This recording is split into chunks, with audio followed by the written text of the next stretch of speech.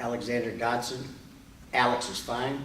I was an E4 CS cook on board the USS Murray. I spent about a year and a half, year and 3/4 on shore duty. Worked at a bachelor officer's quarters and a women's officer's quarters, desk watch.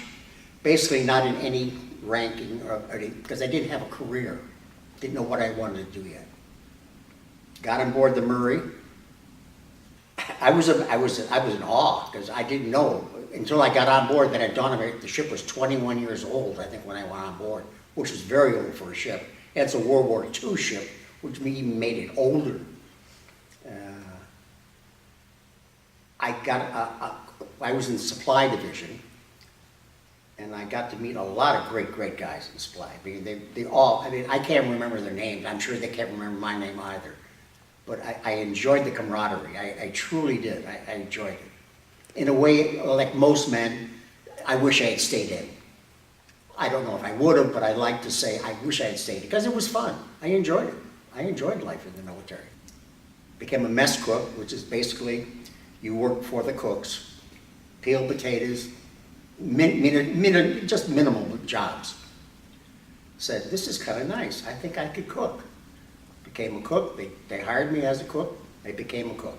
As far as cooking, I was a cook. I mean, our second class petty officer made up the menus. I used to help him occasionally. His name was Harold Stoll.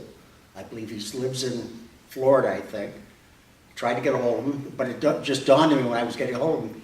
He's an old man now. I mean, he had to be in his 90s when I called him because it didn't dawn on me. I was 18, 19 years old. He was 35 at the time. And you just don't think about ages in the service. At least I didn't think about ages. But I enjoyed the life. I truly did. None of the guys here ever served. I served with them. None of them. They all, before me or just as I was coming on, they were leaving. So I never served with any of them. But they all said the food was pretty good. I mean, it was not luxury food because we didn't have a lot of room to put food. It was a small ship. Full complement, I think, was 250, 270 max. That's officers included. But we made some very good food. We really did. And one of the cooks on board, he was a steward. That's the gentleman who cooks for the officers. His last name was Rallier. He was from Louisiana, Bayou country. And he taught me a lot of tricks. I owe any knowledge I have about cooking to him. I really do, because he was very good at his trade. Very good. Dinners was what your mom and dad would cook today: meatloaves, baked potatoes, veggies. You had to have the three squares. Milk was always on board until we ran out. Desserts, I was also a night baker for a while. About 6 months I baked. I didn't like baking because it was so precise. You had to follow a recipe. I mean, nowadays you just put water in it and you bake it. Back then you had to do the yeast, you had to actually mix the flour, you had to do everything that your grandma would do now. And I enjoyed it, I really did. I told the story. Snipes, the gentleman that worked in the engine room, we call him Snipes. I put the rolls, it was Easter time, and I made hot cross buns for the crew.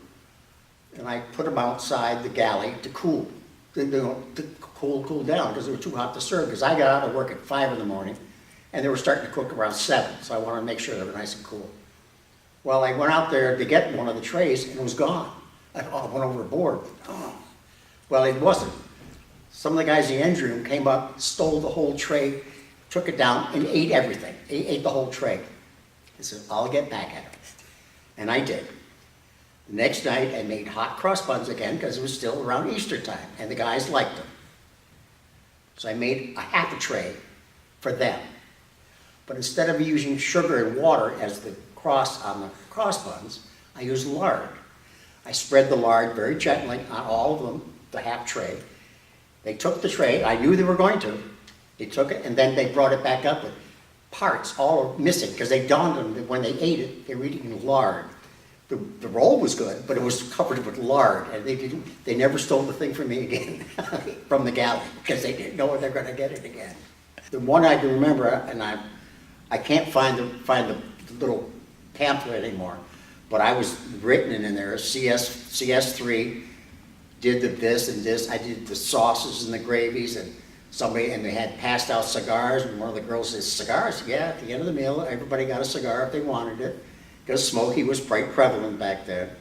And some of the guys would go around and smoke cigars all day long, and they were great meals. They truly were very good, and we were very good at it.